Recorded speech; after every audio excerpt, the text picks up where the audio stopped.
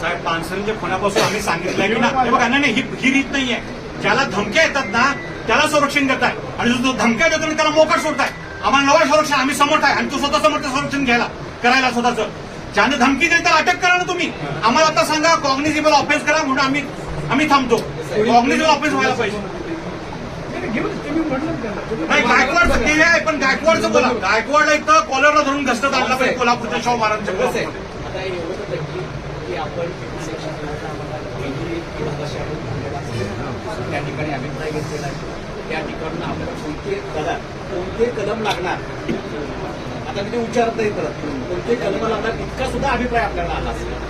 अडचण काय आहे दादांना शब्द द्यायला एक मिनिट मी संपूर्ण आपण बोला.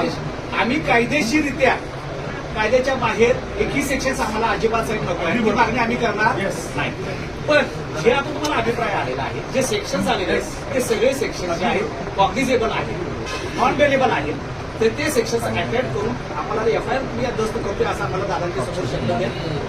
हो वकील साहेब तुम्ही नव्हता त्यांनी काय सांगितलं माहिती का एकच फक्त कॉग्निझेबल आहे बाकी सगळे एनसीए म्हणतात. एक जरी आला तर सगळा एफआयआर जो आहे तो कॉग्निझेबल. नाही शिवाजी महाराजांचा अपमान केला म्हणून देशात जरी आला आई मायावर शिवाय कसले असतात